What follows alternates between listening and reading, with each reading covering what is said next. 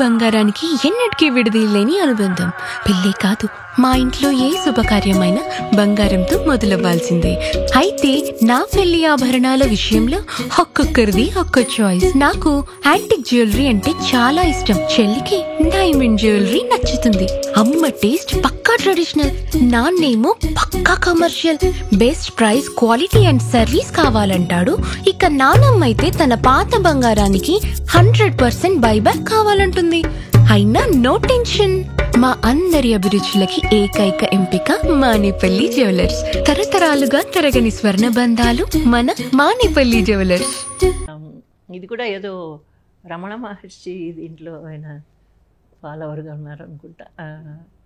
కొంచెం అంతే కదా, మనల్ని మనం తెలుసుకోవడం, కొంచెం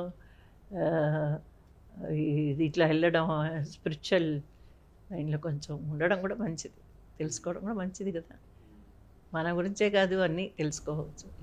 అలాగే మీ ఫస్ట్ రెమ్యూనరేషన్ గుర్తుందమ్మా? ఫస్ట్ సినిమాకి మీరు తీసుకున్న 2500 ఫస్ట్ మూవీకి. ఫస్ట్ తల్లిదండ్రులకే 2500 ఇచ్చారు. శ్రీకృష్ణ సత్య 5000 ఇచ్చారు అనుకుంటా. అది గొప్ప, అది పెద్ద అమౌంట్ అప్పటికి. అది మనం ఇందరూ మాట్లాడుకున్నట్టు అప్పట్లో ఆపర్చునిటీస్ ఎక్కువ ఉండేవి, రెమ్యూనరేషన్స్ తక్కువ ఉండేవి. ఇప్పుడు ఆపర్చునిటీస్ తక్కువయ్యాయి, రెమ్యూనరేషన్స్ ఎక్కువయ్యాయి. కానీ అప్పటికి ఆ విలువ ఉంది. అదే ₹1,00,000 30,000కి టీ నగర్లో ఒక గ్రౌండ్ ప్లేస్ వచ్చేది. ఇప్పుడు ఎక్కడ వస్తుంది? ఎన్ని కోట్లు పెట్టాలి? ₹1,00,000 రెంట్ వస్తుంది. ఇప్పుడు రెంట్కి ఒక హౌస్ వస్తుంది అంతే. ఎప్పుడైనా ఫినాన్షియల్గా బాధపడిన సిచ్యువేషన్స్ ఉన్నాయా? లేదు, భగవంతుడి దయతో ఎప్పుడూ లేదు. చిన్నప్పటి నుంచి, పుట్టినప్పటి నుంచి ఎప్పుడు లేదు. మా నాన్నగారు మంచి జాబ్ చేసేవారు. కోఆపరేటివ్ మార్కెటింగ్ సొసైటీలో డిస్ట్రిక్ట్ మేనేజరు. 10 మంది మేము.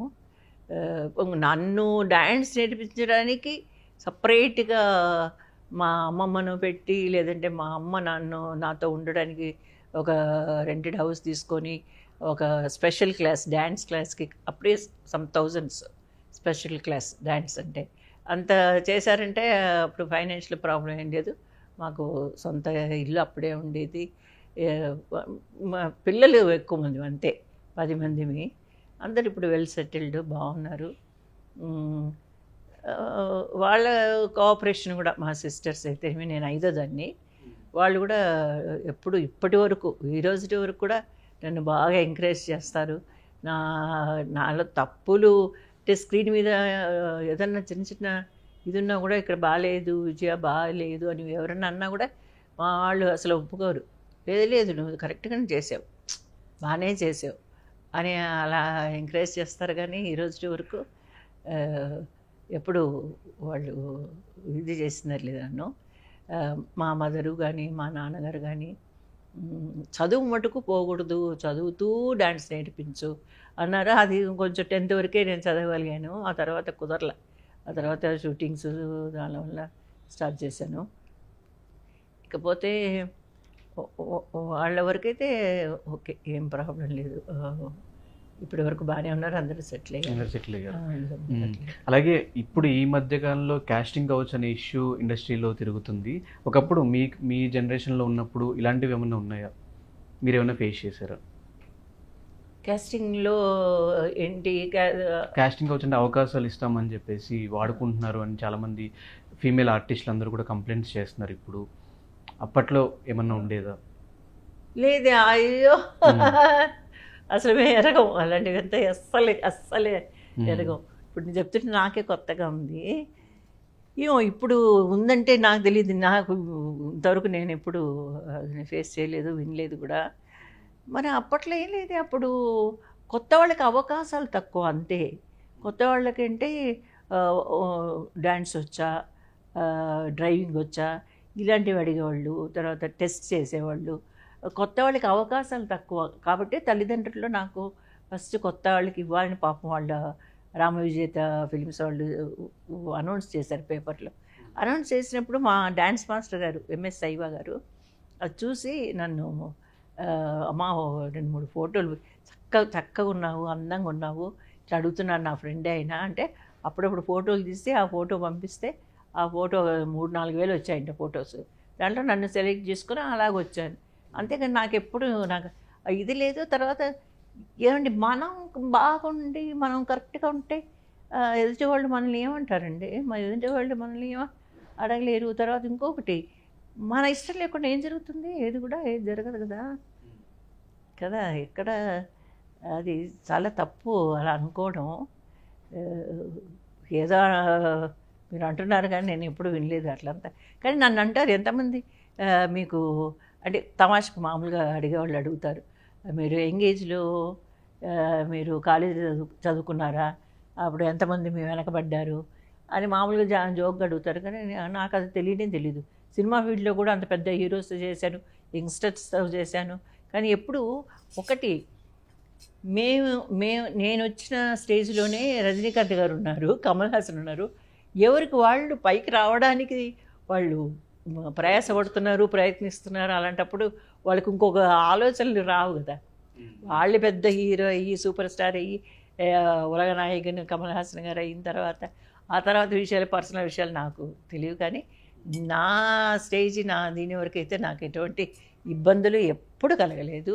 పాపం ఎవరిని తప్పు పట్టడానికి లేదు.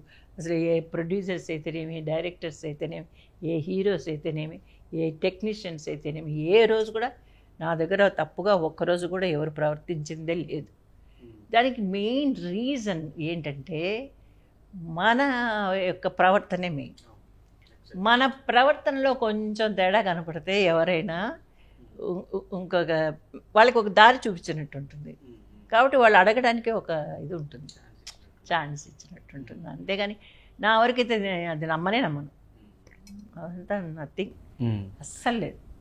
ఈ ఫ్యాన్ వార్స్ మీద మీ ఒపీనియన్ ఏంటి? ఒకప్పుడు ఉండేవా లేవా?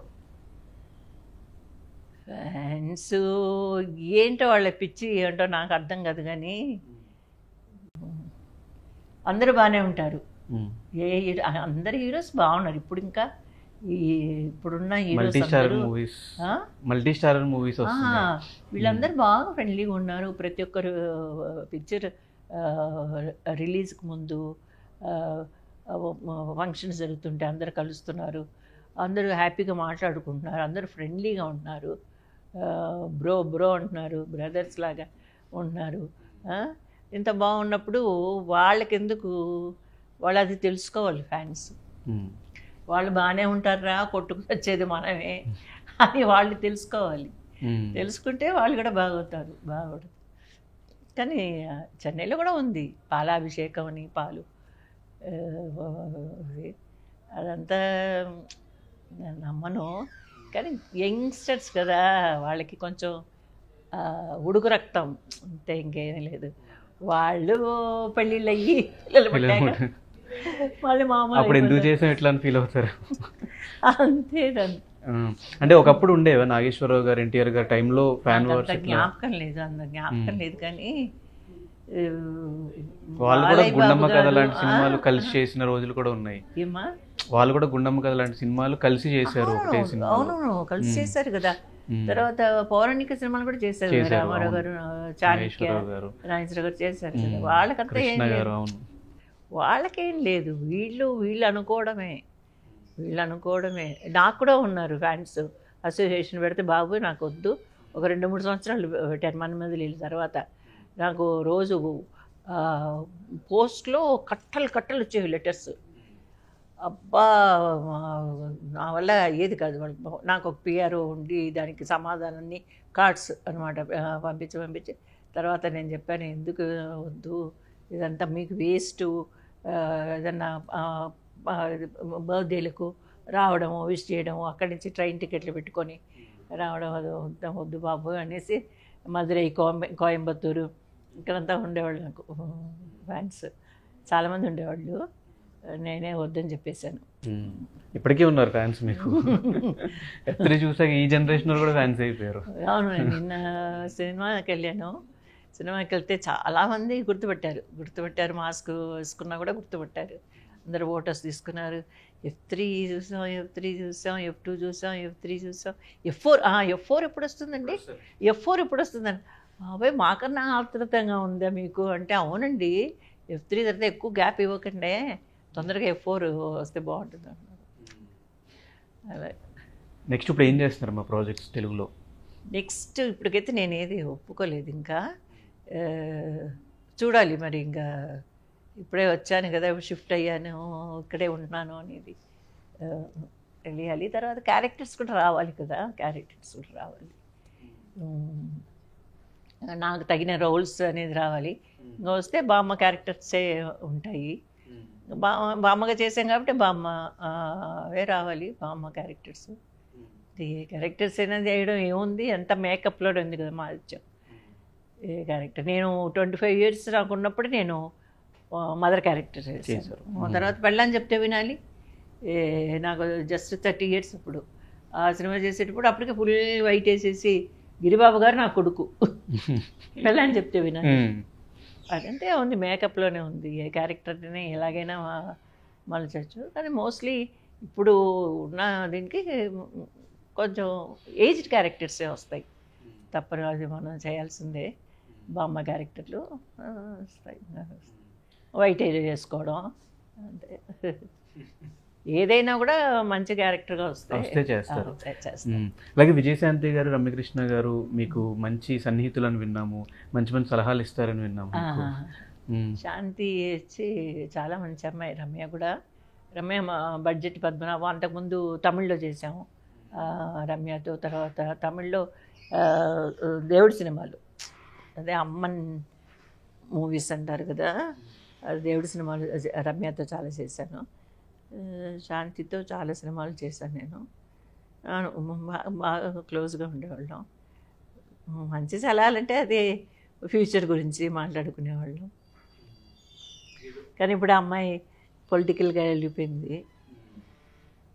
మంచి అమ్మాయి. చెప్పాను అనుకుంటా దీని గురించి, ఆల్రెడీ చెప్పాను నేను. అమ్మాయి సలహా మీదే కొంచెం మా కొంచెం ఇన్కమ్ వైజ్ కొంచెం ప్రాపర్టీస్ తీసుకొని కొంచెం ఇన్కమ్ వచ్చేలాగా. అంటే ఆర్టిస్టులకి ఎప్పుడూ ఒకే ఇదే నమ్ముకొని ఉండలేం కదా, అందుకని కొంచెం అమ్మాయి సలహా మీద నేను. విజయశాంతి గారు ఇచ్చిన సలహా మీద. సో ఇప్పుడు ఏదో చెన్నైలో బిజినెస్ ఏదో స్టార్ట్ చేశారని విన్నాం. చెన్నైలో ఏం చేయలేదే, చెన్నైలో ఏం చేయలేదు. చెన్నైలో ప్రాపర్టీస్ ఉండేవి అలాగే ఉన్నాయి. చెన్నైలో ఏం చేయలేదు. వేరే చోట తంజావూరులో చేశాను.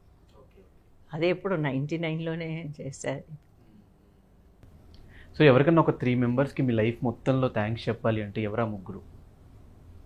ఫస్ట్ మా ఆయన. అంటే తల్లిదండ్రులు ఆబ్వియస్లీ వాళ్ళు లేకపోతే మనకు జన్మనిచ్చిన వాళ్ళు, అందుకే వాళ్ళు కాకుండా అదే వాళ్ళు కాకుండా అడుగుతున్నారు కాబట్టి ఫస్ట్ మా ఆయన. ప్రతి విషయంలో నా లైఫ్లో ఎంటర్ అయిన దగ్గర నుంచి ఈ రోజు వరకు ఆయన సలహా, ఆయన హెల్ప్, ఆయన కోఆపరేషను, ఆయన లేకుండా నేను లేను. ఈరోజు ఈ స్థాయిలో నేను ఉన్నానంటే దానికి ముఖ్య కారణం మా ఆయనే. మా ఆయన తర్వాత ఇంకా ఎవరు చెప్పాలి, ఇంకా నా కూతురు, నా మనవడు, నా ఫ్యామిలీ, తర్వాత మా ఫ్యామిలీ, ఇది కాకుండా ప్రేక్షకులు, నన్ను ఆదరించిన ప్రేక్షకులు ఇన్ని సంవత్సరాలు, తర్వాత ఇన్ని సంవత్సరాలు నాకు అవకాశాలు ఇస్తున్న ప్రొడ్యూసర్స్, డైరెక్టర్స్, వీళ్ళు లేకపోతే ఇంకా వాళ్ళు బాగుండాలి. ప్రొడ్యూసర్స్ బాగుంటేనే మేము బాగున్నట్టు, అంతే. పచ్చగా సినిమా ఫీల్డే పచ్చగా ఉండాలంటే కలకాలం ప్రొడ్యూసర్స్ బాగుండాలి. వాళ్ళు బాగా సినిమాలు తీయాలి, ప్రేక్షకులు సినిమాలను ఆదరించాలి, చూడాలి. ఇప్పుడు ఏదో చాలా కష్టంలో ఉంది, థియేటర్స్కు ప్రేక్షకులు వెళ్ళడం లేదు, ఆడియన్స్ లేరు అని ఏదో రకరకాలుగా చెప్పుకుంటున్నారు. కానీ సినిమా ఫీల్డ్ బాగుండాలి. ఇప్పుడు బాగుంటేనే పరిశ్రమ బాగుంటుంది. కాబట్టి ప్రేక్షకులందరికీ నా విన్నపం, నా కోరిక, చిన్న సినిమా అయినా పెద్ద సినిమా అయినా మీరందరూ థియేటర్కి వెళ్ళి చూడండి, ప్రొడ్యూసర్స్ని ఆదరించండి. మీ అందరి ఆదరణ, అభిమానం ఉంటేనే మేము ఎప్పుడు పచ్చగా ముందర అలా ఇంటర్వ్యూలు ఇస్తూ సినిమాలు చేసుకుంటూ మేము సంతోషంగా మిమ్మల్ని సంతోషపెట్టగలము. అదే నా కోరిక. అమ్మ ఇప్పుడున్న యంగ్ జనరేషన్ గురించి అసలు మీరు ఏమనుకుంటున్నారని మేము తెలుసుకోవాలన్న క్యూరియాసిటీ ఉంది. నేను